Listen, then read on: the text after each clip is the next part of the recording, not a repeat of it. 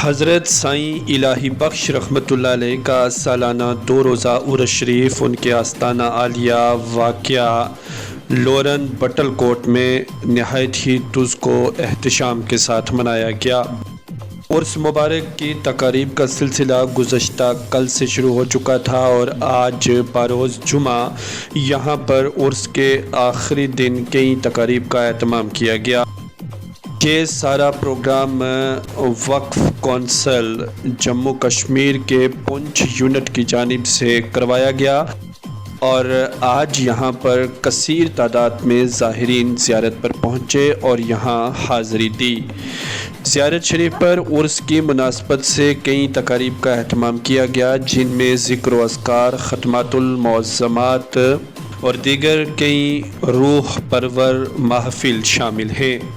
آخر میں یہاں پر دعائیہ محفل کا انعقاد عمل میں لایا گیا، جس میں ملک ہندوستان اور خاص طور پر جموں کشمیر اور شہر پونچھ میں امن، شانتی، بھائی چارے، محبت اور اخوت کے لیے خصوصی دعائیں کی گئیں۔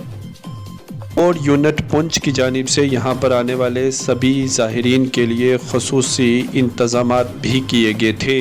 سبھی شرکاء کی جانب سے تبرک بھی تقسیم کیا گیا۔ دور دراز علاقہ جات سے یہاں پہنچنے والے زائرین نے خوشی کا اظہار بھی کیا۔ دیکھیے لورن سے ریاض ملک کی رپورٹ۔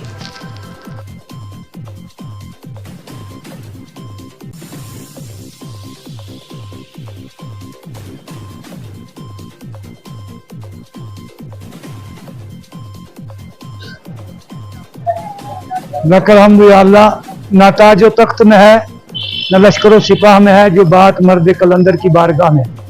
یہ ڈاکٹر اقبال نے بہت پہلے کہا ہے کہ ولی کامل کا جو آستانہ یا ظاہری حیات میں ہوتا ہے، وہاں پر جو چیزیں آپ کو ملیں گی وہ بادشاہتوں کے اندر بھی آپ کو نہیں ملیں گی، اور بلکہ بادشاہت تو انہی دروں سے یعنی اولیاء کرام کے آستانوں سے ملتی ہیں۔ اللہ تعالیٰ ان کے صدقے سے بادشاہت اور وزارتیں اور دولتیں، بلکہ دنیا اور آخرت کی نعمتیں اللہ تعالیٰ ان کے صدقے سے عطا فرماتا ہے۔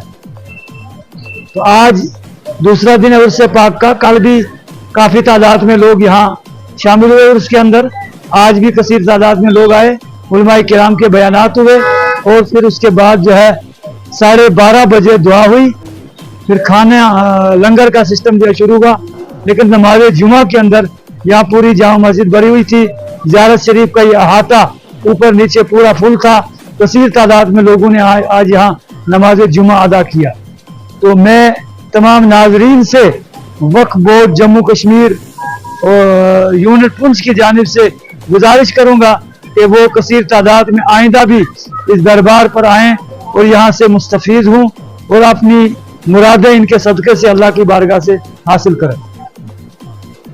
یہ عرس جو تھا 49واں عرس پاک تھا، اور یہاں پر آنے والے زائرین جو ہیں وہ جموں کشمیر کے علاوہ پنجاب، ہریانہ اور امرتسر، یو پی، بہار وغیرہ سے بھی لوگ آتے ہیں، یعنی دوسری ریاستوں سے بھی لوگ یہاں پر آتے ہیں حاضری دینے کے لیے۔